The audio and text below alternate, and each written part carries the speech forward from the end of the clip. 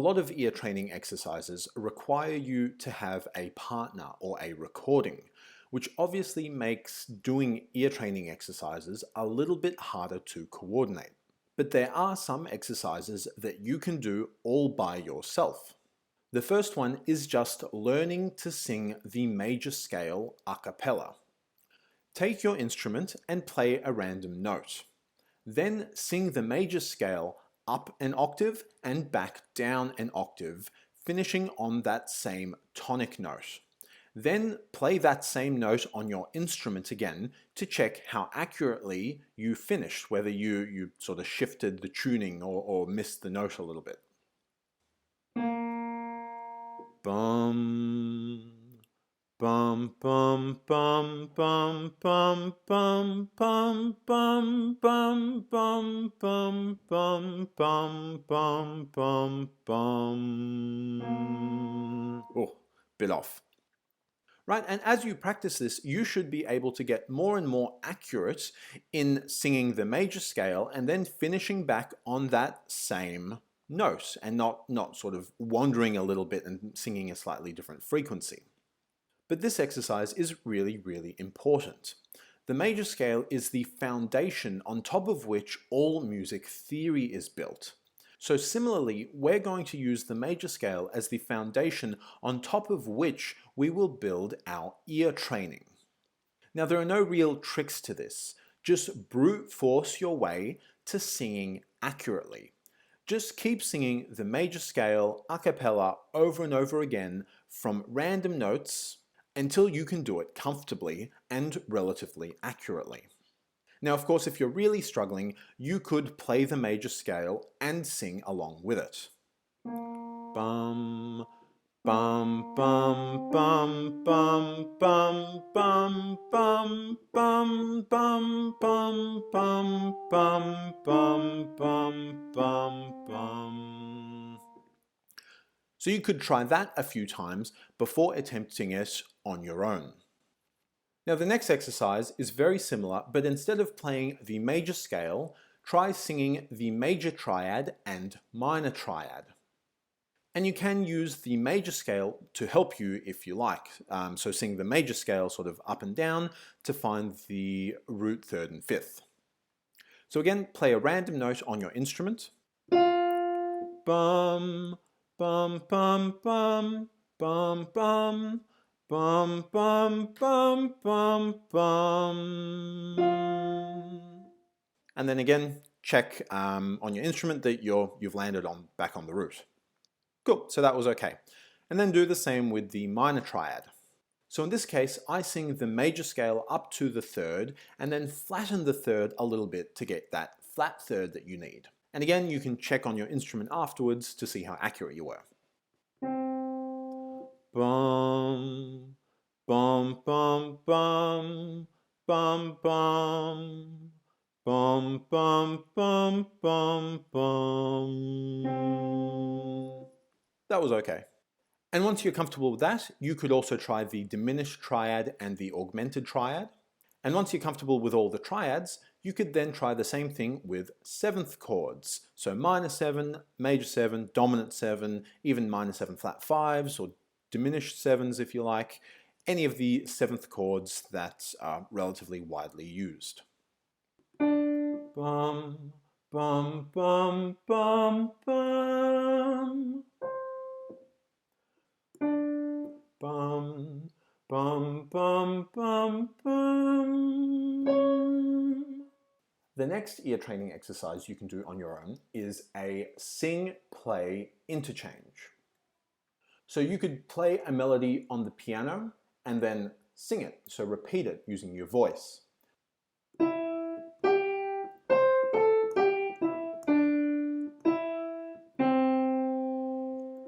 Then play the first note of that melody again to give you a reference point. Bum, bum, bum, bum, bum, bum, bum, bum, bum, bum. And again, check on your instrument that you've hit the correct note at the end. Now to begin with, I would keep the melodies very simple, entirely diatonic, so just using a single major scale, And it's a little bit easier if you finish the melody or the little phrase that you're playing on the tonic of the key. You don't have to, of course, but when you're first starting to do this, it is a little bit easier finishing the melody on a tonic, because that's, again, your reference point for the key, and you sing down to the tonic, and then you check that you have actually hit the tonic and you haven't shifted the pitch a little bit by accident. Now you can also do the same thing in reverse. Play a note, sing a melody from that note, and then play it on your instrument. Bum, bum, bum, bum, bum, bum, bum, bum, bum, bum, bum, bum.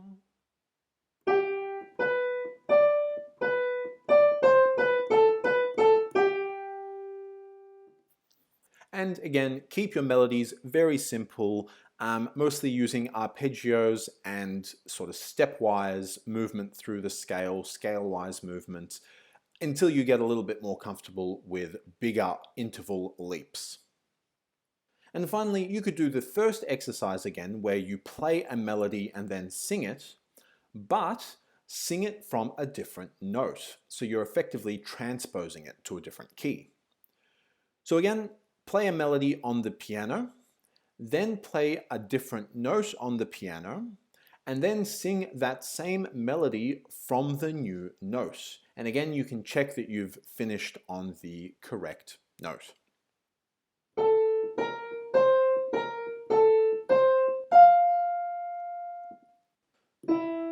Bum, bum, bum, bum, bum, bum, bum, bum. Right, that's a little bit difficult, but of course, with training, it will get gradually better. And they're all excellent exercises to really get comfortable singing the major scale, major minor triads, and just being comfortable singing in a major key, which again is really, really important because we will be using the major scale as our base to then find chromatic notes. Now, the last exercise you can do by yourself is sight singing. Now, the first thing you can do with this is sing the melody. Now, to do this, take a lead sheet of a simple song, preferably one that you don't know or don't know very well. Now, ideally, you want this song to largely be in a single key. You don't want too many modulations to begin with, because that's quite difficult. And you want the melody to be quite simple. You more or less just want it to move up and down by steps or use arpeggios. Again, if you pick a bebop song that uses lots of flat 9 intervals and tritone interval jumps, that's going to be really, really hard for you to sing. Start simple, then as you gain confidence and ability, gradually transition to more complex songs. So a really easy one to start with is Bye Blackbird. So we're going to sight sing this melody. Now this is in the key of F, so we're going to use the note F as our reference point, but nothing else. From there, we're going to have to find the first note ourselves and then sing the melody all the way through. So, play the note F on your instrument. Bum. Then find the first note of the song, which is the third. Bum, bum, bum, bum. And then sing the melody as written. Bum, bum, bum, bum. Bum, bum, bum, bum, bum, bum, bum. Bum, bum, bum, bum, bum, bum. Bum, bum, bum, bum. And then if you get to the next section or to a section where there's a big jump, feel free to play that reference note again and sing up to the next note in the melody. Bum, bum, bum, bum, bum. Bum, bum, bum, bum, bum, bum, bum. Bum, bum, bum, bum, bum, bum. Bum, bum, bum, bum. And again, check that you've hit the right note on the piano. In this case, we finished on the tonic, the F. I've checked it against the F, which was our reference note. It was more or less there. That was pretty good. Now the next thing you can do with this is sing all the root notes of the chord progression. Now it doesn't have to be in the correct time or form, you can just sort of sing them one at a time sequentially. But again, start with your reference note, which in this case is F. Bum, bum, bum, bum, bum, bum, bum, bum, bum, bum, bum, bum, bum, bum, bum. So there I played the F, our reference note, then I sang that F, I then sang up the major scale to the third, and then flattened the third a little bit to get that A flat, our flat third, that we need for the next chord. I then flattened that again a little bit to get down to the G, and then jumped up a perfect fourth to get the C from the G to the C. And we'll talk about how to recognize and sing intervals in the next few lessons, but a perfect fourth is relatively easy to sing, so I jumped from the G to the C, then back to the G, C again, G, C again, before finally finishing back on our reference note on F. And this is what I mean when I say we will use the major scale as our reference.